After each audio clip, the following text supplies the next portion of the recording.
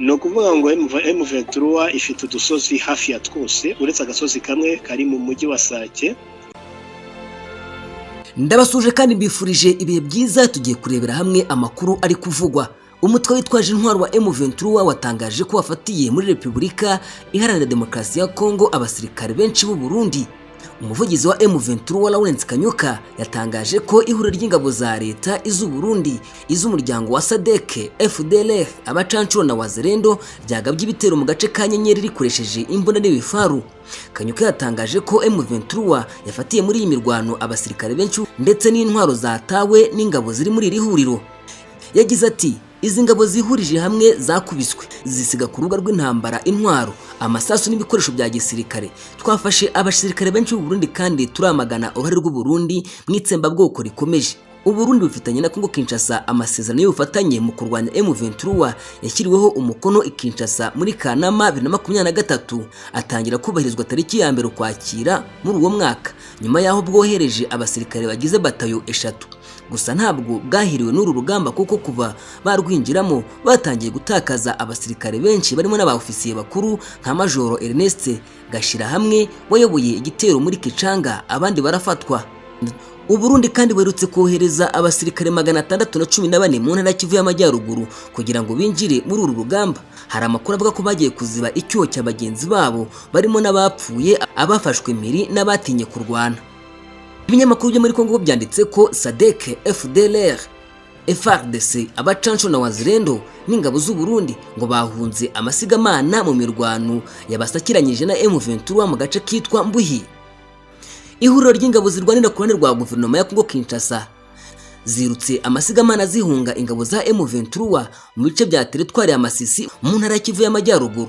Ni imirwano byavuzwe ko yatangiye ku isaha y'isa 9 ku masaha ya Minembwe na Goma kuri uyu wa gatandatu tariki ya 17 ukwezi kwa 2 2024. Nkuko byavuzwe ngo nuko urwo rugamba rwatangiriye mu gace ka Mbuhi kari mu ntara y'ibirometero bike uvuye muri centre ya Sake. Mbuhi ni agace kari muri lokalite ya Mweso muri groupement ya Bashari teritwari ya Masisi. Iyi mirwano yongeye kubura mu gihe ku munsi wo kwa gatanu tariki ya 16 ukwezi kwa 2 2024 hari habaye intambara ikaze hagati y'ihuriro ry'ingabo za Kongo Kinshasa n'umutwe M23 umaze igihe uhanganye n'iryo huriro muri teritwari ya Masisi na Nyiragongo mu ntara Kivu y'Amajyaruguru. Iyo mirwano yabereye muri village ya Kagano na Nyenyeri ndetse no mu nkengero zaho. Umuvugizi mu bya politiki wa M23 Lawrence Kanyuka yemeje aya makuru, avuga ko ingabo za Kongo Kinshasa zari zagabye ibitero mu baturage, M23 ikaza kurwana ku baturage. Kanyuka kandi yavuze ko muri iyo mirwano ko M23 yafashemo mpiri abasirikare b'u Burundi benshi, harimo n'abambaye ibikoresho byinshi bya gisirikare bya SADC, ingabo z'u Burundi, Wazalendo, FDLR n'abacancuro. Mu minsi 6 ishize mu duce two muri teritwari ya Masisi turimo kuberamo imirwano. Ni imirwano yasize M23 yigaruriye ibice byinshi byo mu nkengero za Sake nka Kalongolo, Kanyabukoro, Madimba, Rutobongo no kuri antene. Andi makuru kandi ari kuvugwa n'ibitangazamakuru byo muri Kongo aravuga ko igisirikare cya Kongo Kinshasa FARDC kuri wa 17 Gashyantare 2024 cyemeje ko ikibuga cy'indege mpuzamahanga cya Goma cyagabweho ibitero. Mu gitondo cyo kuri uyu munsi habyutse amakuru y'uko ibisasu bibiri byaguye ku kibuga cy'indege cya Goma mu rukerera byangiza indege y'intambara ya Sukhoi 25. Umuvugizi w'igisirikare cya Kongo Kinshasa mu ntara Kivu y'Amajyaruguru Lieutenant Colonel Njigo Kayiko Guillaume yatangaje ko drone arizo zarashe kuri icyo kibuga cy'indege. Uyu musirikare yasobanuye ko izo drone zari zigambiriye indege z'intambara za Kongo Kinshasa zari ziparitse kuri iki kibuga, ariko nta nimwe zarasheho. Lieutenant Colonel Njike yatangaje ko ahubwo ibisasu by'izi drone byaguye ku ndege za gisivile zirangirika.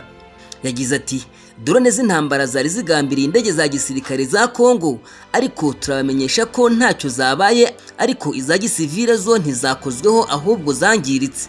Ibi bisasu biguye ku kibuga cy'indege cya Goma mu gihe ibice byegereye uyu mujyi birimo umujyi wa Sake, groupement ya Kibumba muri teritwari ya Nyiragongo biri kuberamo imirwano ikaze. Mu rwego rwo kuwurinda kugira ngo udafatwa n'umutwe witwaje intwaro wa M23 hoherejwemo abasirikare benshi kuwurinda. Nubwo ariko harimo haraba imirwano, Perezida Antoine Tshisekedi wa Repubulika Iharanira Demokarasi ya Kongo yongeye kwinangira avuga ko nta biganiro azigera agirana n'umutwe wa M23. yabitangarije Addis Abeba aho we n'abakuru b'ibihugu bagenzi be bahuriye mu nama yiga ku bibazo byo mu burasirazuba bwa Kongo. Ni inama yaratumijwe na Perezida Joao Lorenzo wa Angola, yitabiriwe n'abarimo Perezida w'u Rwanda Paul Kagame, kureba uko Kongo Kinshasa na M23 byahagarika imirwano hanyuma impande zombi zigakemura amakimbirane zifitanye biciye mu nzira y'ibiganiro. Tshisekedi nk'uko byatangajwe n'umuvugizi wa guverinoma Patrick Muyaya, yongeye gushimangira ko atazigira na rimwe aganira na M23.